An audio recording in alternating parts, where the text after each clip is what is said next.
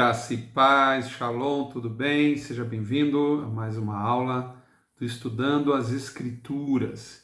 Hoje eu quero falar sobre transparência. Esse é um assunto importantíssimo, principalmente você que já fez lá aula sobre iniquidade, sobre regiões de cativeiro, sobre cortes celestiais, como é importante esse assunto. E como é um assunto que trata diretamente sobre cura e santidade, na verdade eu preferi deixar aqui no módulo Lei, Graça e Santidade. Poderia ter deixado no Cura e Libertação, você vai ver que ele se relaciona muito com esse assunto se relaciona muito com cura e libertação, mas eu creio que o foco maior que a gente quer trazer aqui é santidade, apesar da cura e da libertação que acontece. Está tudo interligado, né?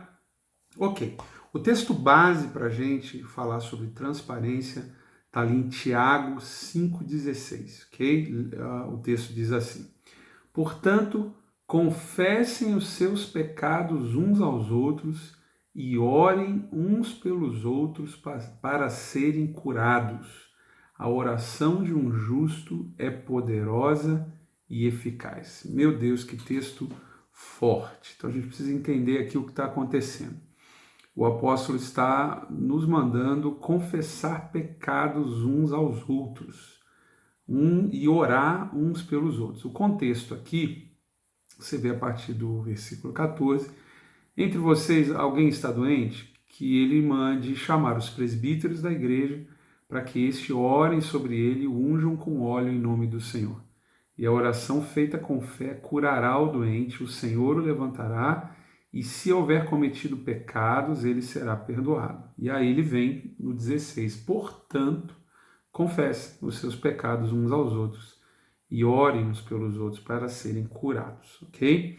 E a gente sabe que enfermidade ela é física, ela é emocional, né? Hoje em dia o mal do século já é considerada a depressão.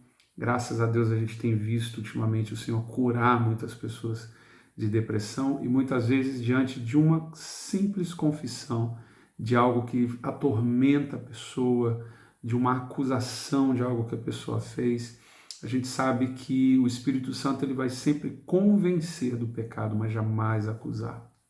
A voz de acusação que põe a pessoa para baixo, que condena, que quer condenar, que quer destruir a pessoa, é sempre a voz do acusador. A gente não pode ter medo, a gente não precisa ter medo de se aproximar do trono da graça, de se aproximar das cortes celestiais, porque o coração do Pai, o coração de Jesus, o coração do Espírito Santo vai ser sempre, sempre perdoar, sempre absolver, sempre curar, sempre libertar aquele que se aproxima quebrantado, com humildade, querendo receber o perdão, querendo receber a cura, ok? Se o teu coração é assim, está assim, você se sente acusado, sente um peso, essa não é a voz do Espírito, essa é a voz do acusador. Você precisa fechar os teus ouvidos para essa voz, você precisa repreender essa voz. E muitas vezes eu sei que a gente não consegue sozinho, muitas vezes as pessoas estão debaixo de tanta pressão, tanta opressão, que não conseguem se livrar desse peso espiritual e dessa voz de condenação sozinhas. Daí a importância, mais uma vez, da gente ser transparente uns com os outros, ok? Muitas vezes é um pecado que a pessoa cometeu e aquilo atormenta e ela só confessou para Deus, mas o peso não vai embora. Isso é muito comum. Essa acusação não vai embora. E aí que entra esse texto de Tiago 5,16. Confesse para mais alguém. Confesse uns aos outros. E orem uns pelos outros para que sareis. Então a equação é muito simples. Perdão é você e Deus. Sou eu e Deus. No momento em que você pede perdão a Deus, você é perdoado. Mas se o peso não vai embora, se o peso de culpa, o peso de acusação não vai embora, é porque existe algo mais, existe uma enfermidade. É claro que aqui o primeiro entendimento, o entendimento primordial, é uma enfermidade física, ok? Só que como a gente sabe que a palavra sozo, né, no Novo Testamento, a palavra salvação, né, que é sozo no original, ela tem um contexto de perdão de pecados, de cura física, cura emocional, libertação, restauração. Quer dizer, na verdade é o serviço completo. Deus não criou só uma dimensão, Deus nos criou seres multidimensionais, né? A configuração básica né, em que há consenso entre os teólogos é corpo, alma e espírito. Você vê ali em 1 Tessalonicenses, capítulo 5, o apóstolo Paulo diz, né, conserve o vosso corpo, alma e espírito santos até o dia de Cristo Jesus. Mas alguns ainda acrescentam mente e coração, como sendo portais entre as dimensões do espírito, da alma. Enfim, a Bíblia tem muito a falar sobre mente, muito a falar sobre coração. Deus quer um coração quebrantado, Deus quer um coração de carne e Deus quer uma mente renovada, ok? Então Deus nos fez seres multidimensionais e muitas vezes a cura, a cura física, a raiz de uma enfermidade física pode estar numa questão emocional, num trauma, numa iniquidade não quebrada, enfim, em algo que está relacionado com outra dimensão do nosso ser. Nós somos seres multidimensionais e a maioria das coisas que acontecem conosco, elas acontecem em várias dimensões. A depressão, por exemplo, ela não é só espiritual, ela também tem uma questão emocional, tem uma questão muitas vezes até fisiológica. Mas como eu digo sempre, quando a gente vai ministrar espiritualmente a depressão, para dar um exemplo, sábado passado mesmo estava fazendo um seminário com uma igreja do Rio de Janeiro, um seminário online, uma senhora que estava 20 anos com depressão profunda. Ela dizia que passou por mais de 10 médicos, os últimos 3 médicos disseram que não tinha mais o que fazer por ela, os remédios não adiantavam, ela disse que era igual água para ela, e ela veio de uma família de espíritas, a família inteira espírita. Então, quando ela entendeu a respeito da iniquidade, a respeito do espírito de Piton, e nós oramos e tomamos autoridade, ela disse que primeiro sentiu uma forte dor de cabeça, um aperto no peito, um enjoo, todas as manifestações físicas da libertação que estava acontecendo. E de repente, ela foi totalmente livre, ela sentiu aquele peso embora, toda aquela tristeza, aquela angústia, e foi curada da depressão. Aquela depressão tinha uma raiz puramente espiritual. Mas como eu digo, quando a gente arranca as raízes espirituais das enfermidades, né, das doenças e dos males emocionais também, é muito mais fácil a gente lidar com as outras dimensões. Aquilo que é emocional e precisa de perdão, a pessoa precisa perdoar alguém, né? Precisa perdoar quem lhe abusou, quem abandonou, quem rejeitou. Né? A nossa alma ela é especialmente suscetível à rejeição. Deus nos fez para sermos amados, a nossa alma ela espera amor. Né? A nossa alma ela foi programada por Deus para ser aceita, amada, cuidada. E quando o amor nos é negado, isso gera rejeição, isso gera feridas emocionais. E o único remédio de Deus para isso é o perdão. Né? Eu já estou entrando aqui um pouquinho em cura emocional, cura da alma. Nós vamos ter aulas específicas por isso. Na verdade, já tem uma aqui, já estou até com os slides aqui para filmar nas próximas semanas, que é a cura dimensional, onde a gente trata exatamente sobre esse assunto.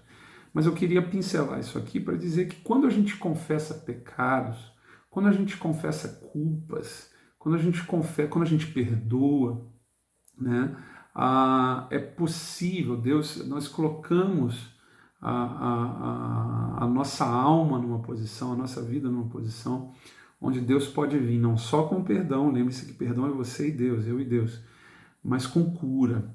E a cura tanto física, quanto emocional, quanto espiritual, né? Só para fechar o raciocínio da depressão, quando a gente arranca as raízes espirituais das coisas, mesmo dessas doenças psicossomáticas, psicológicas, é muito mais fácil lidar com a dimensão emocional. Como eu dizia, geralmente 99% do tempo, né, sanada com perdão.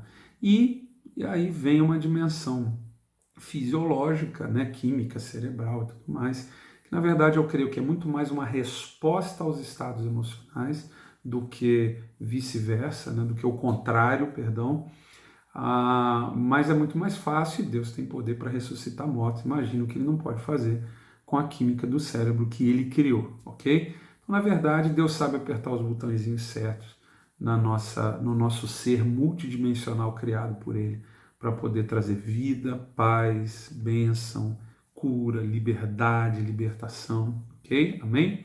E uma das chaves, então, independente se é uma cura, se é uma doença meramente física, se é uma doença física, né, com raízes emocionais, uma doença psicossomática, se é uma doença só emocional, se é uma doença espiritual, então não importa, okay? Qual dimensão, se a doença também é multidimensional, o que importa é que nós temos aqui uma chave muito forte, muito eficaz, muito poderosa no reino de Deus, que é confessar os nossos pecados uns aos outros e orarmos uns pelos outros. Eu sou prova viva de que isso funciona, tá? Me sentindo muitas vezes pesado, acusado pelo inimigo, e deu, inclusive no processo lá de libertação de iniquidades familiares há anos atrás, até para eu poder ministrar esse assunto há mais de 10 anos agora, e muito atacado, muito acusado pelo inimigo, e muito bombardeio na alma, nos pensamentos, e foi essencial, essa chave foi essencial para eu vencer essas acusações, para eu vencer esses ataques e poder avançar no ministério de libertação. Na verdade, não tem como a gente nem se aproximar das cortes celestiais sem ter uma transparência completa com Deus e também, pelo menos, com os nossos líderes, porque senão nós viramos um alvo fácil das trevas, né? Você já deve ter visto, principalmente você que é mais antigo de igreja, já deve ter ouvido histórias de gente que foi fazer libertação, o demônio toma a boca da pessoa e começa a descrever todos os pecados escondidos daquele pretenso libertador, né? É uma vergonha, porque o diabo sabe, os anjos sabem, Deus sabe, o mundo espiritual sabe o que acontece, né? Nós estamos rodeados de uma nuvem de testemunhas, como diz a palavra em Hebreus 12. Então, e ali interessante, antes de falar isso, ele fala, então, deixemos todo o embaraço e o pecado, depois você confere Hebreus 12, deixemos todo o embaraço e o pecado que tão de perto nos rodeia, corramos com paciência a carreira que nos está proposta, né? Visto que estamos rodeados de tão grande nuvem de testemunhas. Então eu não posso chegar diante de Deus, Deus, libera aquela promessa, aquela herança, aquilo que o Senhor falou que ia fazer, que ia me dar e tal, com pendências na nossa vida, com nossa alma enferma, com a nossa mente, né, cheia de coisas que não estão alinhadas com a palavra de Deus. Então, essa é uma chave, transparência é uma chave. Quando se fala de cura, então, isso aqui nada mais é do que a continuidade de uma prática, né, que os judeus já faziam, já tinham, né, sedimentada já há gerações, quando isso aqui foi escrito, há séculos, né, quando isso foi escrito, 2000 anos atrás. Quando se você tivesse uma enfermidade, ou se você pecasse em Israel, e você queria se consertar com Deus, ou queria a sua cura, ou os dois, você ia pegar um animal, você ia até o sacerdote, lá no templo ou no tabernáculo, você ia confessar o teu pecado, você ia falar da tua enfermidade, o sacerdote ia orar por você, ia examinar você, ia orar por você, ia derramar o sangue daquele animal, e aí o seu pecado era perdoado, a sua enfermidade era curada também. E aí Jesus veio e derramou o sangue dele na cruz. Nos fez sacerdotes, para que todos nós tivéssemos acesso direto ao trono de misericórdia, ao trono da graça, ao trono do nosso Pai. Nos fez filhos, mas em momento algum ele retirou esse elemento de transparência, que já era algo muito normal para os judeus. E você vê a Igreja Católica, por exemplo, né, usando o confessionário. É claro que não é 10 Pai Nosso, 20 Ave Maria que vai resolver o seu problema, mas meio que reagindo a isso, a nós evangélicos, né, a igreja protestante, a gente caiu no outro extremo, né, de dizer meu pecado é problema meu e de Deus e de mais ninguém. Não é verdade. Se você quiser cura, tem coisas que você ora, pede perdão, acabou, o céu limpou, tua alma está bem 100%. Tem coisas que você ora, principalmente quando tem iniquidades que precisam ser arrancadas, envolvidas, tem traumas emocionais. Quando a sua alma está doente, quando teu espírito está doente, quando o teu corpo também está doente, tem raízes em pecados, em iniquidades, é muito mais difícil você obter essa liberdade sozinho, você obter essa limpeza, essa paz, ok? Que excede todo o entendimento sozinho, diante desses ataques, diante desses erros, diante desses pecados. E é aí que nós temos essa arma de confessarmos uns aos outros. Então lembre-se bem, perdão é você e Deus. Perdão e cura é você, Deus e mais alguém, ok? É para sair contando sempre para todo mundo? Não. Seja sábio. Outra coisa que eu aprendi na minha caminhada, né, pregando sobre isso e vendo pessoas sendo abençoadas, sendo curadas e vendo pessoas também, graças a Deus, muito mais pessoas curadas, libertas, né, realmente andando em vitória contra o pecado, contra o diabo, contra as acusações do inferno.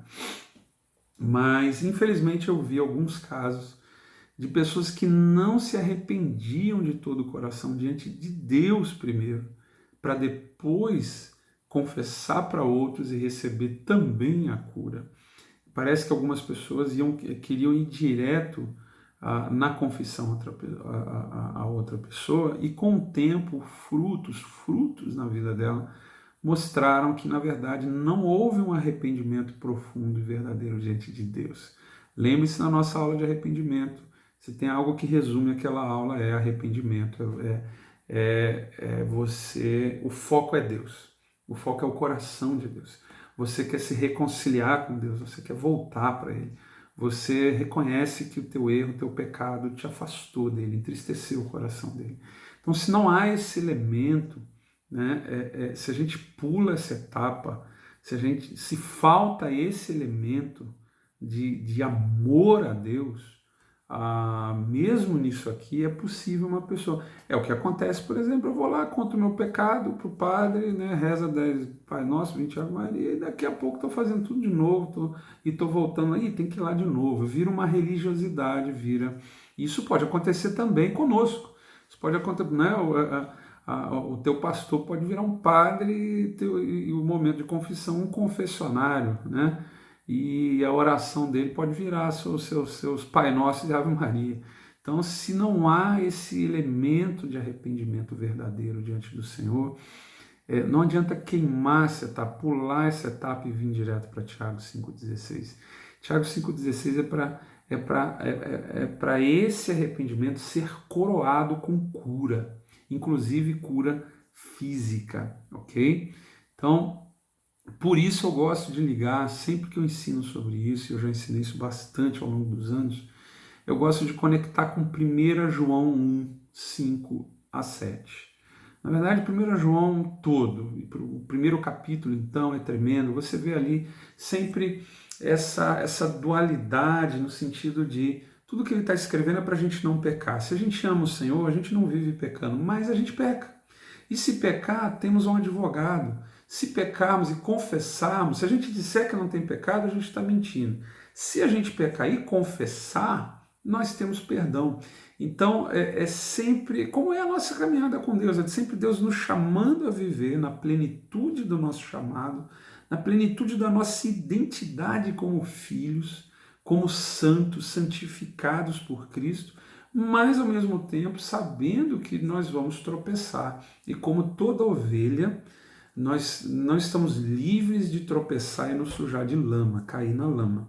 Mas como ovelhas, se somos verdadeiramente ovelhas, nascemos de novo, temos uma nova natureza em Cristo, nós vamos correr para as águas do Espírito, nós vamos correr para o sangue de Jesus, nós vamos correr para o Senhor.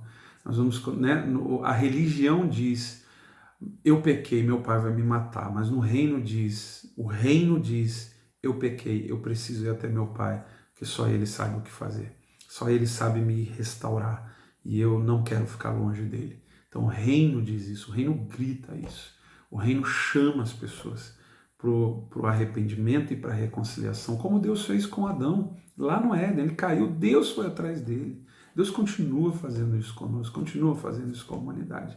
Mas se nós não temos uma nova natureza, se nós não nascemos de novo, se a nossa natureza ainda é vendida ao pecado, o pecado ainda é a prática, ainda é o normal, eu ainda pratico a iniquidade, isso mostra que a minha natureza não mudou.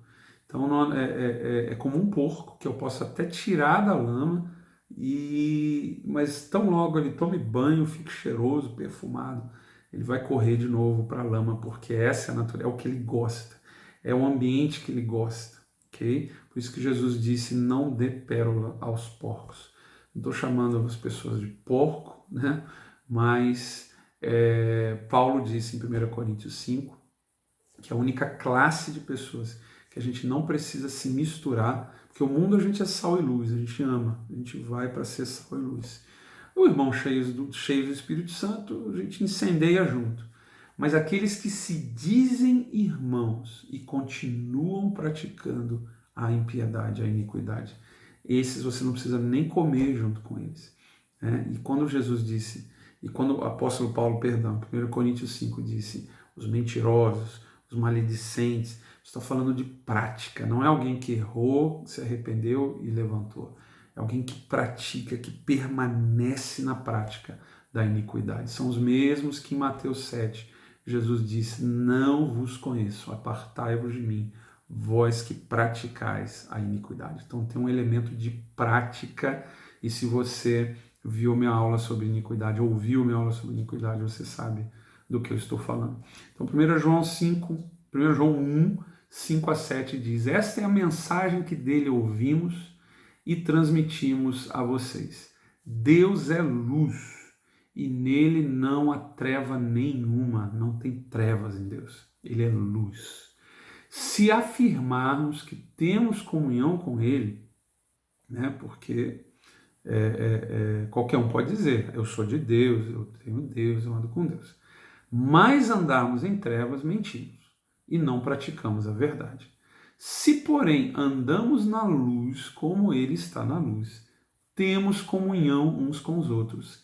E o sangue de Jesus, seu Filho, nos purifica de todo pecado.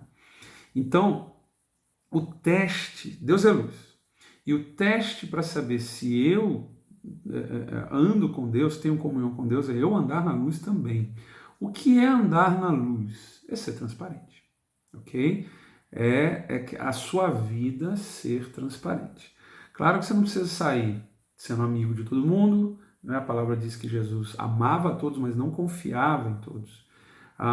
Não quer dizer que você vai contar a sua vida toda para todo mundo, todos os seus planos, todos os seus projetos, mas você é uma pessoa transparente, você não tem o que esconder, você não é hipócrita e você é totalmente transparente, pelo menos com as pessoas que têm autoridade sobre a sua vida, seu pastor, seu líder. Você é transparente com essas pessoas, eles conhecem os seus erros, eles conhecem os seus pecados, conhecem as suas tentações e as suas fraquezas. Isso é transparência, isso é andar na luz, você não tem o que esconder, ok? Porque isso traz cura, ok? Amém? Se andarmos na luz como ele está na luz, temos comunhão uns com os outros. Uma coisa está conectada com a outra. Essa comunhão aqui é uma comunhão verdadeira, tá? É claro, entre duas pessoas que andam na luz. Né? Você não vai sair contando para alguém que anda em treva. Você não tem como ter uma comunhão profunda, verdadeira com alguém que pratica iniquidade e anda em trevas, tá? Se você anda na luz, como ele está na luz, você tem comunhão verdadeira. Nós temos comunhão verdadeira. é para confessar pecado uns aos outros e é para ter comunhão uns com os outros. E essa comunhão depende que eu decida andar na luz. Então essa comunhão aqui não é sorriso amarelo, tapinha nas costas, não é fingir que está tudo bem. É uma comunhão verdadeira que eu, por exemplo, experimentei, tenho experimentado, graças a Deus, na minha vida, com os meus líderes, com todos os que, né, os pastores que eu já tive, os mentores, meus mentores. Procurei ser transparente com todos eles. E, invariavelmente, toda vez que eu contava das minhas guerras, das minhas lutas que todos nós temos, a confiança aumentava. É o contrário do que o diabo tenta nos dizer. Só você passa por essas lutas, só você tem esse tipo de ataque na mente, só você passa por essas tentações. Mentira, mentira. Todos nós, não existe super-humano, tá? Não tem super-crente que não tem luta nenhuma. Isso é outra mentira que o diabo às vezes faz a gente acreditar, que as lutas que a gente passa, só a gente passa, mas ninguém passa. Mentira, é mentira, tá? E eu ouvi, graças a Deus, ouvi deles, claro que não são tantos pastores assim que eu tive, né? Tantos líderes assim, mas de cada um deles eu ouvi: eu confio mais em você agora, que você foi transparente comigo, que você contou das suas lutas, dos ataques, das suas áreas de fraqueza, enfim. Como eu disse, você não precisa sair dizendo isso para todo mundo, mas para os teus líderes, para pessoas de confiança, para as autoridades sobre a sua vida. Você entra num lugar de muita proteção espiritual. Você entra numa posição em que dificilmente o diabo consegue te acusar de alguma coisa. Dificilmente o diabo consegue levantar algum caso contra você nas cortes celestiais. E aí você pode sair arrombando as portas do inferno com o pé no peito, com o pé na porta, sem medo, pisando serpentes e escorpiões, sem nada absolutamente te fazer mal algum. Amém, querido? E no final desse processo, aqui no versículo 7, você anda na luz, tem comunhão, por causa disso você tem comunhão verdadeira, como eu acabei de dizer, e a coroação desse processo é o sangue de Jesus, seu Filho, nos purifica de todo pecado. Então o sangue de Jesus não é um patuá, tá? O sangue de Jesus não é um amuleto, né? Sangue de Jesus aqui, sangue de Jesus, sangue de Jesus, sangue de Jesus. Não, não, não. Sangue de Jesus, ele nos purifica no processo de andar na luz e ter comunhão verdadeira, onde eu confesso, eu ponho para fora. E aí o sangue vem e me limpa. Amém? Aí o sangue de Jesus vem e me purifica. E isso aqui é tão forte que orando com alguns profetas, assim, com visão aberta, eles viram mesmo, no momento de confissão. Eu sempre fiz isso com os meus líderes, com os 12 que eu já tive, sempre fiz isso com intercessores, com adoradores, e dos profetas verem no momento que a gente põe para fora, que confessa, que a gente ora um pelo outro, verdadeiras gotas enormes do sangue de Jesus vindo e limpando, e os profetas vendo as vestes ficando branquinhas, tá? Vale a pena, vale a pena. Vale a pena vencer a vergonha, vale a pena vencer o medo, vale a pena vencer um medo bobo que o diabo coloca da gente, e a nossa reputação e a minha reputação, querido. A gente que está no reino, a gente precisa matar a nossa reputação, né, no altar do Senhor, em nome de autoridade, pureza, santidade, para poder peitar o diabo. Eu fiz isso aqui, eu expus a minha vida completamente para intercessores, para pastor, para apóstolo, para mentor. E quando você chega, por exemplo, num lugar e tem pessoas que eu já ministrei, né, que vinham do espiritismo, vinham de envolvimentos pesados com os demônios, e eles viam e ouviam os demônios o tempo todo. Já peguei casos assim, peguei bruxas, ex-bruxas, e você entrar num lugar e os demônios falarem para aquela pessoa, falou: esse aí, se puser a mão na tua cabeça, a gente vai ter que sair. Então, assim, eu prefiro ser temido pelas trevas enquanto eu perco a minha vida aqui na terra. Vale a pena a gente se humilhar diante do Senhor, a ponto de se humilhar para alguém, para os nossos líderes, sermos transparentes, para que o diabo passe a temer você, para que você seja conhecido no mundo espiritual, né? Pela justificação, não é a nossa força, né? Mas eu quero estar bem com Deus, eu quero que o que Jesus comprou e pagou na cruz do Calvário vale a pena, e Ele veja o fruto disso na minha vida, para eu poder ser um instrumento na mão dEle, né? O alvo, é claro, é chegar cada vez mais perto dEle, quando Ele disse, olha, o príncipe desse mundo está vindo, vamos daqui, porque Ele nada tem em mim, nada tem em mim. Claro que é o nosso alvo, mas por causa do preço que Ele pagou e do sangue que Ele derramou, é possível, é possível. É possível a gente chegar cada vez mais perto desse ponto. O diabo está vindo aí e ele não tem nada em mim. Ele não tem nada do que me acusar nas cortes celestiais.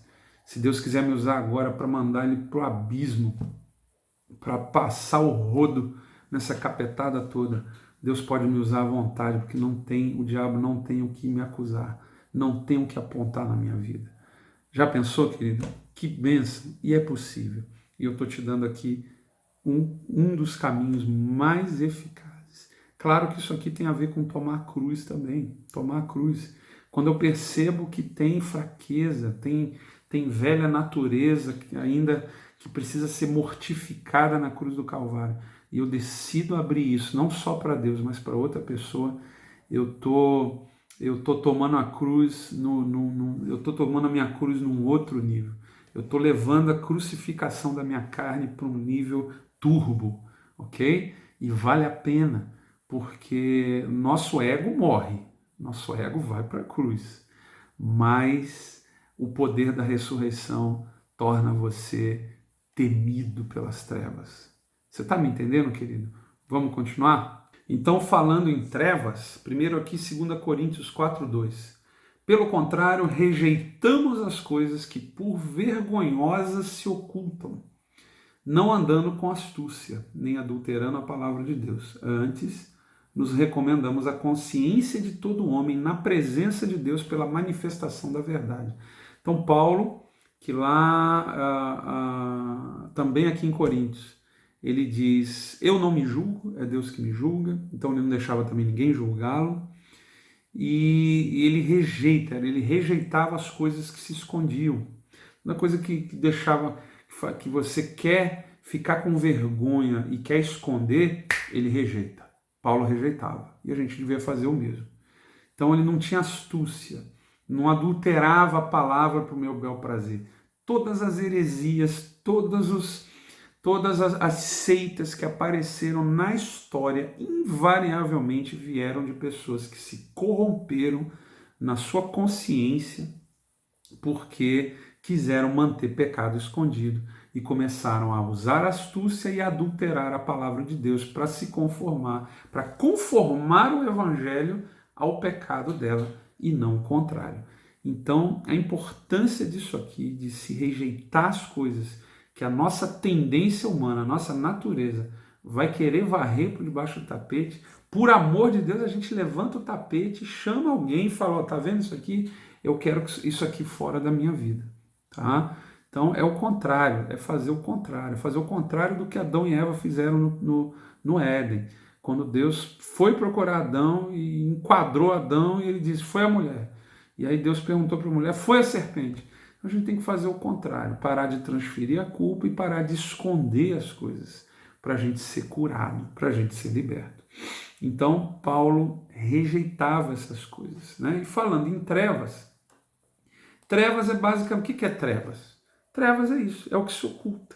É tudo que por vergonha se oculta. Se tem alguma coisa escondida que você não quer que ninguém saiba que você faz, que você pensa, que você pratica, é trevas. Satanás tem acesso, os demônios têm acesso às trevas. Você quer entender melhor o que é trevas? Pensa aí num pecado, pensa num erro, pensa numa deficiência de caráter. Vamos lá comigo nessa listinha, olha só. Se Deus sabe, eu não sei e ninguém sabe desse erro, né, desse pecado, eu preciso de revelação. Eu preciso que Deus sonde o meu coração. Eu preciso fazer aquela oração que Davi fez nos Salmos. Senhor, sonda o meu coração. Vê se há em mim algum caminho mau. Aí Deus vai levantar lá todo lugar oculto e vai nos mostrar, ok? Agora, se Deus sabe, eu não sei, mas as pessoas sabem, as pessoas estão vendo, as pessoas estão tentando me alertar, estão me dizendo. Eu preciso ser humilde, eu preciso, pelo menos, ir diante de Deus, perguntar se é isso mesmo, né? Se só eu sou o certo, vamos dizer assim, nessa história toda, né? Mas como Deus, é claro, você não vai ficar, você não é aceitar acusação contra a tua vida, muitas vezes infundada, falsos testemunhos, não é nada disso. Mas se tem gente que te ama, levantada por Deus para te proteger, né? Seus pais, sua esposa, seu marido, seu pastor, tá? Seu líder, ok? Se tem pessoas que te amam e estão dizendo algo a seu respeito, né? E com amor e querendo ver você melhorar e você está resistindo, é melhor a gente pedir um pouco de humildade para o Senhor para ver se é isso mesmo, se está todo mundo errado e só eu certo, né? Se Deus sabe, eu sei, e as pessoas sabem, eu estou na luz, ok? Eu estou na luz. O diabo não tem acesso a isso aqui, tá? Isso aqui está coberto pelo sangue de Jesus, está apagado pelo sangue de Jesus, amém?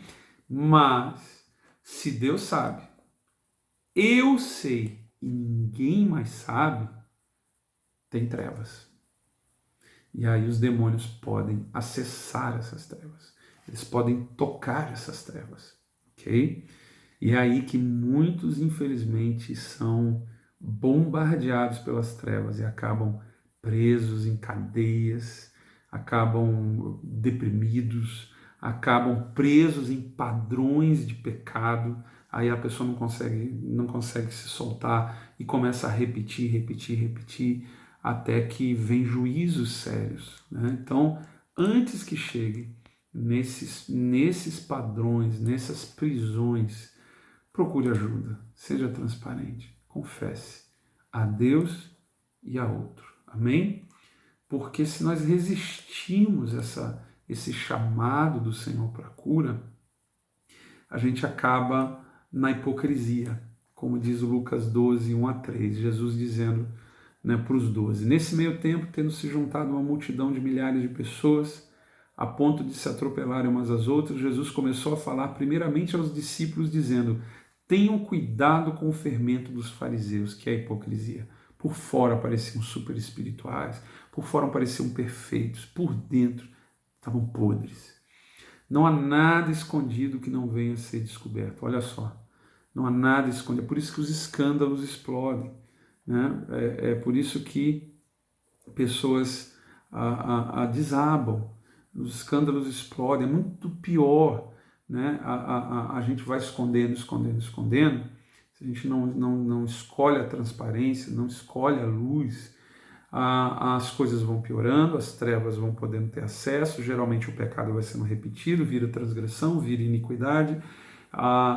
E aí, se a pessoa é um líder, é uma líder, é um pastor, é um apóstolo, é muito pior, porque Deus ainda na misericórdia dele levanta intercessores, como lá em Lucas 18 ele fala da ordem das coisas, né? Se teu irmão pecar, vai entre ti e ele só. Se ele te ouvir, você ganhou teu irmão. Se ele não ouvir, chame 2 ou 3 testemunhas, né? Quando Deus começa a contar do pecado de líderes para intercessores, por exemplo, é porque ele já tentou falar diretamente com a pessoa e ela não deu ouvidos, ela não veio para a luz, ela não se arrependeu, ela não pôs para fora. O orgulho foi maior, a vergonha foi maior, o medo foi maior, e a gente precisa resistir, isso é humano, querer esconder isso, mas a coisa vai ficando cada vez pior, vai ficando feia, não vale a pena. E aí Deus começa a revelar o pecado, começa a mostrar, ou então as coisas começam a escapar, vem alguém e fala, nem sempre no espírito correto, quase nunca, né?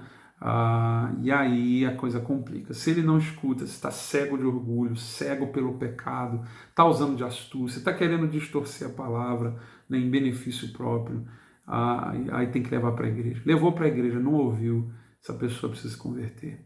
Né? É o que Jesus diz: considere-o gentil e publicano. Nesse meio tempo, tendo se juntado uma multidão, né? Então Jesus diz: tenha cuidado com o fermento dos fariseus, que é a hipocrisia. Nada há escondido que não venha a ser descoberto, ou oculto que não venha a ser conhecido. O que vocês disseram nas trevas será ouvido à luz do dia, o que vocês sussurraram aos ouvidos dentro de casa será proclamado aos telhados. É interessante que eu estava com outra palavra preparada aqui para gravar hoje para vocês. Outra palavra. Eu ia falar sobre honra, sobre a recompensa da honra. Calma que essa palavra ainda vai vir, está aqui, está tudo escritinho aqui. Mas agora, antes de filmar, veio forte no meu espírito, fale sobre transparência. E enquanto eu gravo aqui para vocês, eu tô entendendo melhor o porquê Deus quer essa palavra nesse momento.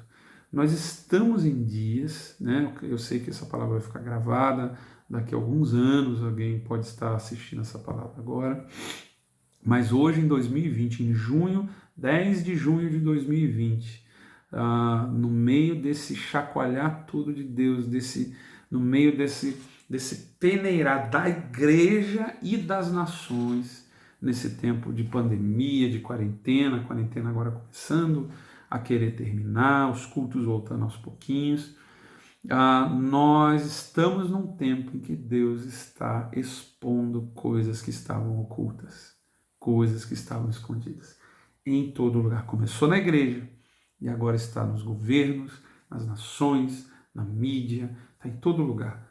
Todo lugar, todos os dias, máscaras estão caindo, coisas que eram feitas as ocultas estão sendo trazidas à luz do dia. Não há nada oculto que não venha a ser conhecido. Por quê? Hebreus 4,13 nos diz, porque nada em toda a criação está oculto aos olhos de Deus. Tudo está descoberto e exposto diante dos olhos daquele a quem havemos de prestar contas, né? E o tremendo é que esse texto aqui de Hebreus 4,13, ele está num contexto aqui, no versículo anterior, fala da palavra de Deus que divide alma e espírito, juntas e medulas, mas o versículo seguinte, os versículos seguintes falam de Jesus como nosso sumo sacerdote. Então é colocado nesse contexto, não tem nada oculto. Então não adianta querer esconder. E para você ficar tranquilo, nós temos um sumo sacerdote que se compadece das nossas fraquezas, porque ele mesmo foi tentado em tudo. A única diferença é que ele nunca pecou, ele nunca caiu nessas tentações, mas ele foi tentado em tudo, e por isso ele está à direita do Pai, e é o nosso sumo sacerdote, e se compadece das nossas fraquezas. Olha que coisa tremenda. Então quando Deus diz, não tem nada oculto diante de mim, tudo está descoberto, exposto, não é para condenar, é para chamar o arrependimento. Agora, eu me lembro do texto em que a palavra diz que Jesus é a rocha, e se nós tropeçarmos na rocha, nós ficaremos em pedaços. Mas se a rocha cair sobre nós, nós viramos pó, seremos reduzidos a pó. Então, o que Jesus está dizendo com esse texto é que ninguém pode escapar de um encontro com aquele que Deus Pai constituiu como juiz de vivos e de mortos. Todos vão ter que prestar contas da sua vida e dos seus atos a Jesus. Agora, se a gente corre para Ele, Ele nos quebranta, Ele nos cura, Ele nos liberta, ele tira toda a treva e nos traz para a luz dele, porque não há nada oculto que não seja descoberto, e está tudo diante dos olhos de Deus. Agora, se a gente foge, se as pessoas fogem desse confronto, desse encontro, dessa prestação de contas, não tem jeito de escapar, só que é muito pior. Quando a rocha cai em cima, a pessoa vira que podia ser só quebrantada para ser curada, ela vira pó.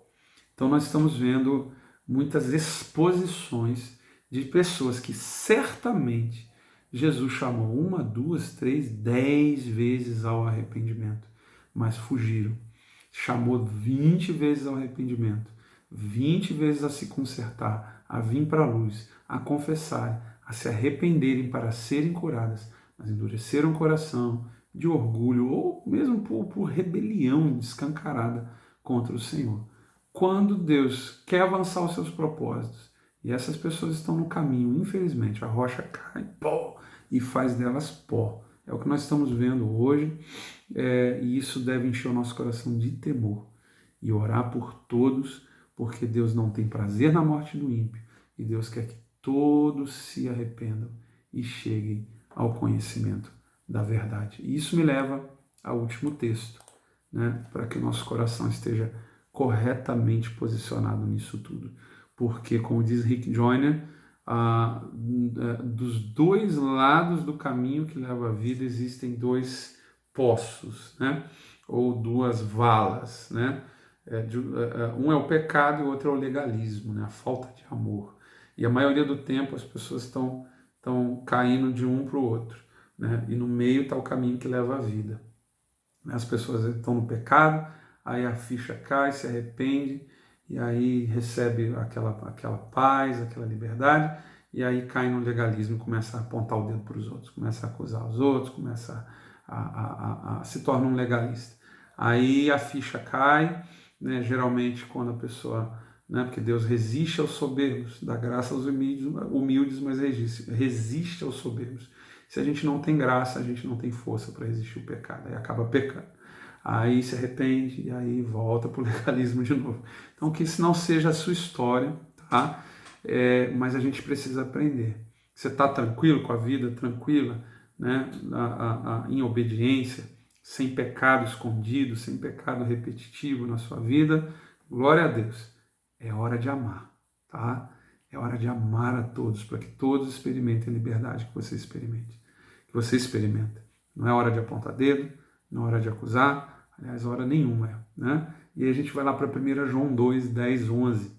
Quem ama seu irmão permanece na luz. Você quer ir para a luz? Você tem que confessar, tem que pôr para fora.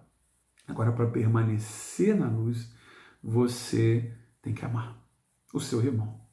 Ele e nele, no amor, né, não há causa de tropeço. Mas quem odeia seu irmão está nas trevas e anda nas trevas. Não sabe para onde vai, porque as trevas o cegaram. E cega mesmo, viu? E eu já experimentei isso aqui, tá? No início da minha caminhada ministerial, 20 anos atrás, um pouquinho mais até de 20 anos já, pisaram no meu calo. Fizeram um negócio que eu não gostei e tal, e eu fechei o coração e fui ministrar louvor no culto naquele dia. Estava escalado, fui ministrar louvor. O céu fechado. Um negócio terrível. As pessoas bocejavam assim. Eu me lembro daqueles cultos assim que você quer que a terra abra e te engula, assim, né, para você sair dali o mais rápido possível, porque não estava acontecendo nada. Deus não estava ali. E aí, para melhorar as coisas, veio uma intercessora, cheia do Espírito Santo, com visão aberta, e veio me falar: Fernando, né, porque eu não era pastor, Fernando, quando você estava ministrando, eu vi como se fosse um morcego, assim, um demônio em forma de morcego, tampando os teus olhos, assim, ó. Aí eu, que beleza!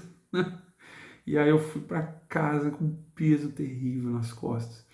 E eu me lembro que a minha irmã, eu era solteiro e tal, aí fui, chamei minha irmã, assim, já era quase madrugada, e aí, Ju, ora por mim, eu tô muito pesado e tal, e aí eu comecei a orar, consegui liberar, aí eu liberei perdão para aquele irmão, para aquela pessoa. Na hora o Espírito Santo veio sobre mim, me encheu de novo, minha irmã foi tomada em palavra profética, começou a entregar a palavra de destino, foi maravilhoso. No culto seguinte, graças a Deus, céus abertos, anjos subindo e descendo, presença de Deus ali no nosso meio na adoração. Eu experimentei isso em primeira mão, cega mesmo. Então a gente não tem direito de guardar rancor, de não amar, de não abençoar quem nos amaldiçoa, não amar quem nos odeia, não orar por quem nos persegue. Porque não temos esse direito, porque senão as trevas cegam os nossos olhos. Então seja transparente, ame, confesse, ande na luz, permaneça na luz, porque tudo está patente, tudo está aberto diante dos olhos daquele a quem devemos de prestar contas. Amém? E conforme você anda na luz, conforme você vai sendo curado e liberto nesse processo, mais e mais Deus pode usar você para desfazer as obras do diabo com eficácia. E isso aqui tem a ver Claro, como eu tenho dito nas nossas aulas, dons, claro que Deus pode te usar, né? Os dons são sem arrependimento, como diz a palavra em Romanos. Os dons de Deus são sem arrependimento. É um presente dele, pensando na colheita, pensando em usar você para abençoar, para servir outros, como eu falei na aula de dons. Mas a nossa integridade, a santidade, o fruto do Espírito, a obediência, é o nosso presente de volta para Ele. Claro que sem Ele nós nada podemos fazer, não é por força nem por violência, é pelo Espírito. Mas, como eu falei na aula de dons, lá no finalzinho, tem uma parte que nos cabe em cultivar o fruto do Espírito, em cultivar a santidade, a integridade. Tem uma parte que cabe a nós. Deus não vai fazer, a gente tem que fazer. Ele vai te dar a farinha, o ovo, o leite, o açúcar, mas quem tem que fazer o bolo é você, sou eu, somos nós, tá bom? Pai, no nome de Jesus, eu oro por transparência. Eu oro para que a gente venha para a luz, Pai, como o Senhor está na luz. Eu sei que, Pai, somos suscetíveis a tentações. Tentação não é pecado. Às vezes, passar pela cabeça, Pai, não é pecado. Pecado é deixar esse pássaro pousar e fazer ninho, e guardar no coração, e deixar crescer, e alimentar, e finalmente cometer o ato. Mas o Senhor também disse que só de guardar ódio no coração nós já matamos, só de guardar adultério no coração já adulteramos. Que o Senhor nos livre, nós queremos que o nosso coração seja teu. Mas se o nosso coração, Pai, está guardando esse tipo de coisa, Pai, nos ajude a vir para a luz. Coloque líderes, coloque pessoas de confiança, cheias do Espírito Santo, na vida dos teus filhos, Pai, se eles ainda não têm. Coloque pastores segundo o teu coração. Coloque pessoas, Pai, meu Deus, mesmo porque não tem muito a ver com a pessoa que vai orar, tem mais a ver com a nossa obediência. Por isso, ó Pai, prepara primeiro o arrependimento sincero, se ainda não houve, e prepara, Pai, a pessoa, o momento, meu Deus, para que seja colocado para fora, para a luz, para que haja cura, Pai, no nome de Jesus, que a cura venha, e no nome de Jesus, Pai, teu nome seja glorificado e a vida do meu irmão, da minha irmã, se torne uma arma poderosa nas tuas mãos para desfazer as obras do diabo. Em nome de Jesus. Joga a tua luz, Senhor Deus, nos lugares ocultos da nossa alma, do nosso coração, da nossa mente, do nosso espírito, do nosso corpo.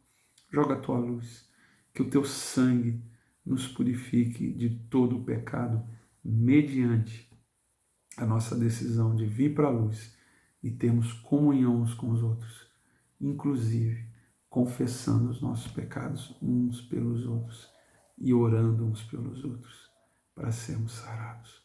Em nome de Jesus. Obrigado, Senhor.